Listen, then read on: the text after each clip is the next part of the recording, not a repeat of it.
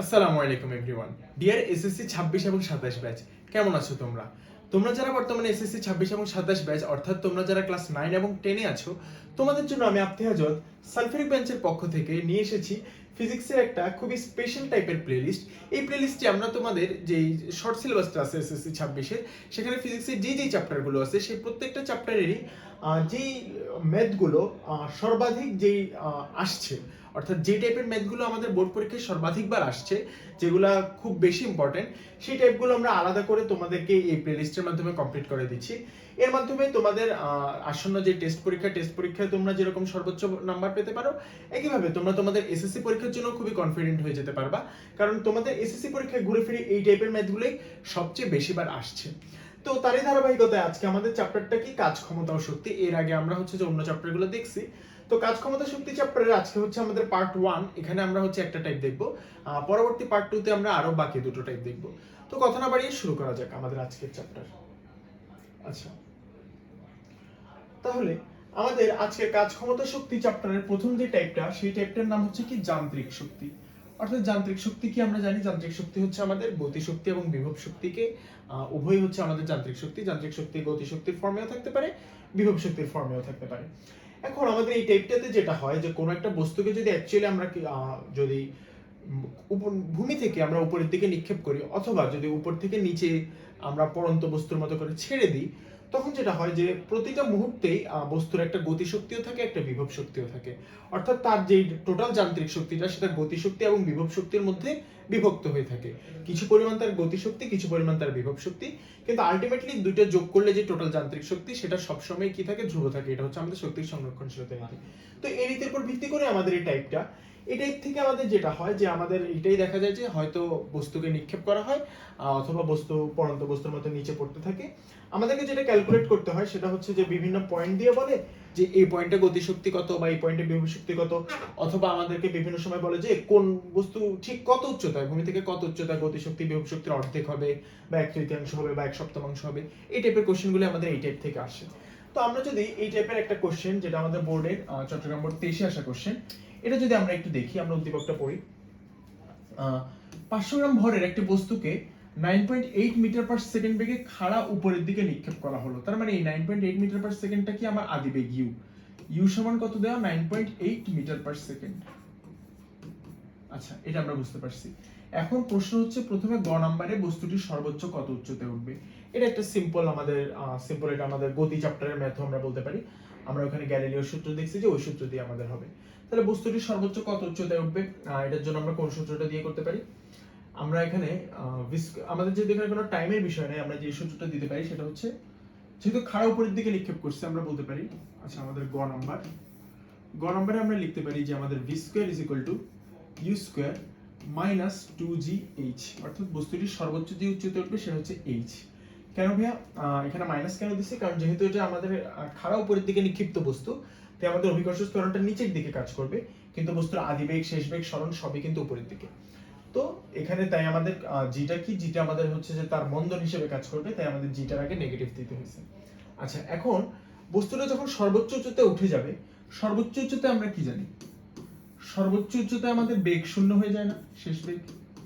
সর্বোচ্চ উচ্চতায় যদি বেগ শূন্য হয়ে যায়, তাহলে আমাদের v স্কয়ার পার্টটা 0 হয়ে যাবে। 0 হয়ে গেলে আমরা u square is equal to 2gh পাচ্ছি। u square is equal to 2gh পেলে আমরা সর্বোচ্চ উচ্চতায় h সমান পাচ্ছি u squared by 2g। u squared by 2g মানে হচ্ছে কত, 9.8। আমার আদিবেগ দেওয়া হচ্ছে 9.8 স্কয়ার ডিভাইডেড বাই 9.8 ইনটু 2। তাহলে এটা যদি আমি ক্যালকুলেট করি, আমি কত পাচ্ছি, 9.8 বাই 2 অর্থাৎ 4.9। আমরা যদি ক্যালকুলেট করি তাহলে আমরা কি পাবো, 4.9 মিটার। তাহলে এটা হচ্ছে আমাদের গ নাম্বার। আচ্ছা, আমাদের গ নাম্বার আমাদের ক্লিয়ার। এরপর আমরা যদি পরের স্লাইডে যাই, এবার হচ্ছে আমরা ঘ নাম্বারটা দেখব। ওকে ভাইয়া, তাহলে এবার যদি আমি এই কোশ্চেনটার এই ঘ নাম্বারটা দেখি, গ দেখার পর আমরা যদি ঘতে আসি, ঘতে বলছে কি, ভূমি থেকে কত উচ্চতায় বস্তুটির বিভব শক্তি গতি শক্তির 1/7 হবে। অর্থাৎ আমাদেরকে যে ক্রাইটেরিয়াটা দিছে যে বিভব শক্তিকে যদি আমরা ইপি দিয়ে লিখি, ইপি ইজ ইকুয়াল টু হবে ইকে এর, অর্থাৎ গতি শক্তির কত, 1/7 মানে 1/7। তাহলে এটাই হচ্ছে আমার গিভেন ক্রাইটেরিয়া। এখন ভাই এই গিভেন ক্রাইটেরিয়াটা ঠিক ভূমি থেকে কত উচ্চতায় হবে সেটাই আমাকে বের করতে বলছে। তো ভাই ভূমি থেকে কত উচ্চতায় হবে সেটা আমি একটা কিছু ধরে নিব, যে ধরি ভূমি থেকে x উচ্চতায়, দেন হচ্ছে আমি এই ক্রাইটেরিয়া থেকে বের করব সেই x এর ভ্যালুটা, অর্থাৎ ভূমি থেকে কত উচ্চতায় সেটাই জানতে চাইছে। তাহলে আমি যদি একটু যে সিনারিওটা এখানে ঘটতেছে সেটা যদি একটু চিত্র এঁকে দেখাই, যে ধরা যাক এটা হচ্ছে আমার ভূমি, এটা হচ্ছে আমার ভূমি, দেন ভূমিতে হচ্ছে আমার একটা বস্তু আছে, বস্তুটার ভর কত, বস্তুটার ভর হচ্ছে m দেওয়া আছে, m হচ্ছে 500 গ্রাম। আচ্ছা, বস্তুটার ভর m দেওয়া আছে, তাকে হচ্ছে আমি খাড়া উপরের দিকে নিক্ষেপ করছি, কত আদিবেগে, u is equal to 9.8 metre per second আদিবেগে খাড়া উপরের দিকে নিক্ষেপ করাতে বস্তুটা এই জায়গায় আসছে, এটা হচ্ছে তার সর্বোচ্চ উচ্চতা, ঠিক আছে, এটা হচ্ছে তার সর্বোচ্চ উচ্চতা h। এই h এর ভ্যালু আমরা গতে বের করছি, সেটা হচ্ছে সর্বোচ্চ উচ্চতা, সেটা হচ্ছে 4.9 মিটার। ভালো কথা। এখন আমার কথা হচ্ছে তার এই যে সমগ্র যাত্রাপথ, এই যাত্রাপথের আমি ধরলাম ভূমি থেকে একটু উচ্চতায়, কত উচ্চতায়, ভূমি থেকে এই x পরিমাণ উচ্চতায় যখন বস্তুটা আছে, তখন তার বিভব শক্তি গতিশক্তির 1/7, অর্থাৎ এই পজিশনে, ঠিক এই পজিশনে তার EP is equal to 1/7 into EK। তাহলে ভাই এই পজিশনে এখন আমি কি, এই পজিশনে বস্তুটা কিভাবে গেছে, বস্তুটাকে যখন আমি খাড়া উপরের দিকে u আদিবেগে নিক্ষেপ করছি, তখন বস্তুটা উপরের দিকে যেতে যেতে যেতে যেতে এই পজিশনে যখন আসছে, তখন তার এই ক্রাইটেরিয়াটা ফিল আপ হয়েছে, যে EP is equal to 1/7 into EK। And ভাই তাহলে এই পজিশনে আমি ধরে নিচ্ছি যে ঠিক এই পজিশনে তার বেগ হচ্ছে v। আচ্ছা, তাহলে আমি আমার ক্রাইটেরিয়াটা লিখি, যে EP is equal to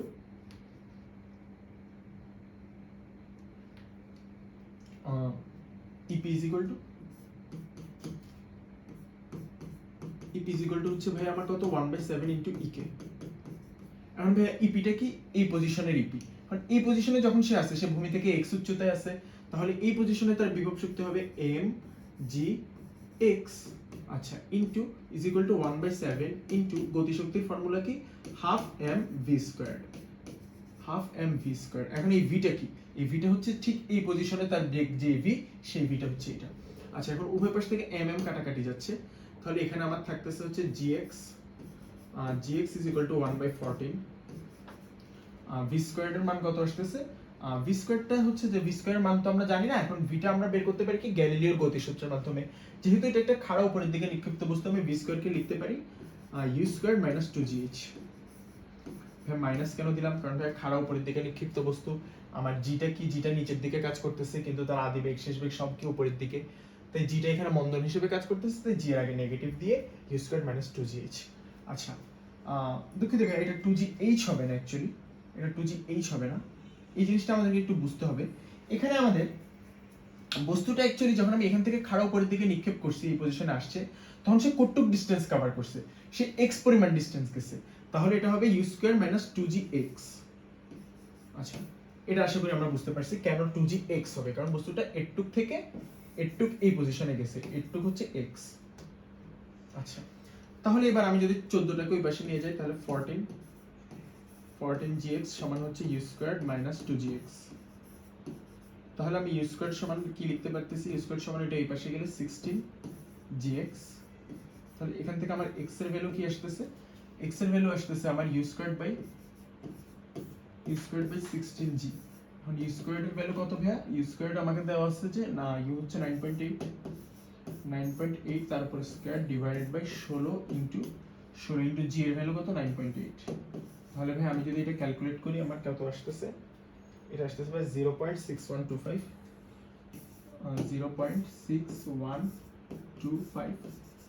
metre. তাহলে ভাই এটাই হচ্ছে যে আমার ভূমি থেকে কত উচ্চতায় বস্তুটির বিভব শক্তি গতিশক্তির 1/7 হবে, সেটা হচ্ছে ভূমি থেকে 0.6125 মিটার উচ্চতায় আমার এই ক্রাইটেরিয়াটা ফুলফিল হবে। আশা করি আমরা বুঝতে পারছি। তো আমাদের এই টাইপেরই আমাদের আরো যদি আমরা কয়েকটা ম্যাথ দেখি, যেমন আমরা যদি এই ম্যাথটা দেখি, এটা হচ্ছে আমাদের একটা বোর্ড কোশ্চেন, রাজশাহী বোর্ড 22 আসছে। এখানেও আমাকে বলছে কি, উপর থেকে একটা বস্তুকে ছেড়ে দেওয়া হয়েছে, বস্তুটাকে মুক্তভাবে ছেড়ে দিলে বি বিন্দুতে আসতে 10 সেকেন্ড সময় লাগে, অর্থাৎ এখান থেকে এখানে আসতে তার কত সেকেন্ড সময় লাগছে, 10 সেকেন্ড সময় লাগছে। এখন বলছে কি সি বিন্দু থেকে এ তে নিতে কৃত কাজের পরিমাণ নির্ণয় করো। সি থেকে এ তে নিতে কৃত কাজের পরিমাণ কত, সি থেকে এ তে নিতে কৃত কাজের পরিমাণ হচ্ছে যে আমি এ তে নেওয়ার ফলে যতটুকু কাজ করব সেটাই তার মধ্যে বিভব শক্তি হিসেবে জমা হবে, অর্থাৎ এই বস্তুতে তার যে বিভব শক্তি সেটা, মানে এই বস্তুর বিভব শক্তি হচ্ছে mg ইনটু ফুল হাইটটা, পুরো হাইটটা কত সেটা আমি জানি না, কিন্তু আমাকে বলা আছে AB is to BC এর অনুপাত হচ্ছে 1:2। আমি যদি কোনোভাবে এবির পরিমাণটা বের করতে পারি তাহলে আমি বিসিও বের করে ফেলতে পারবো, দেন এবি আর বিসি যোগ করলে ফুল হাইট। আমি এবি কিভাবে বের করব? এবি বের করার জন্য আমাকে বলে দিয়েছে যে উপর থেকে এবি পরিমাণ ডিসটেন্স কভার করতে তার 10 সেকেন্ড সময় লাগে, তার আদিবেগ তো 0 আমি জানি, তাহলে আমি ইজিলি বের করে ফেলতে পারবো এবিটা। তাহলে এখান থেকে আমি গ নাম্বারটা ইজিলি করে ফেলতে পারবো। ঘতে বলছে কি এ বি সি বিন্দুতে বস্তুটির মোট শক্তি ধ্রুব থাকে। এখন ভাই এই বিন্দুতে বস্তুর আছেই শুধু বিভব শক্তি, তাহলে সেটা হবে mg into total height h। C বিন্দুতে আছে কি বস্তু যখন নিচে পড়তেছে তখন তার গতি শক্তি, আর বি বিন্দুতে তার গতি শক্তি বিভব শক্তি দুটোই আছে, এটা আমরা ক্যালকুলেট করে বের করে ফেলতে পারবো। আচ্ছা, এরপর আমাদের আরেকটা বোর্ড কোশ্চেন যদি আমরা দেখি সেম টাইপের, এখানেও বলছে কি একটা বস্তুকে উপর থেকে নিচে ছেড়ে দেওয়া হয়েছে, এই অবস্থান থেকে বস্তুটিকে মুক্তভাবে পড়তে দেওয়া হলো। এটা হচ্ছে 1.5, এটা হচ্ছে আমাদের 15 মিটার দেওয়া আছে। আচ্ছা, বস্তুটি কত বেগে ভূমিতে আঘাত করবে, সেটা আমরা ইজিলি বের করে ফেলতে পারি। আমরা v square is equal two u square plus 2gh সূত্র দিয়ে আমরা ইজিলি বের করে ফেলতে পারি আমাদের শেষ বেগটা কত হবে। আদিবেগ যেহেতু 0 এবং h এর ভ্যালুটা আমাকে দেয়া আছে। তারপর পড়ন্ত অবস্থায় বস্তুটির কোন অবস্থানে বিভব শক্তি যান্ত্রিক শক্তির অর্ধেক হবে? বিভব শক্তি হবে যান্ত্রিক শক্তির অর্ধেক। এখন যান্ত্রিক শক্তি বলতে আমি কি বোঝাচ্ছি? যান্ত্রিক শক্তি বলতে হচ্ছে যে আমার ই টোটালটা কত? ই টোটালটা হচ্ছে ভাই এইখানে বস্তুটা যখন আছে, তখন তার যেই শক্তি সেটা কিন্তু হচ্ছে যে শুধুই বিভব শক্তি, তার কোনো গতি শক্তি নেই। অর্থাৎ তখন টোটাল এনার্জি সমান হচ্ছে তার বিভব শক্তিটুকু। তাহলে আমি তার টোটাল শক্তিটুকু ইজিলি বের করে ফেলতে পারি mgh দ্বারা।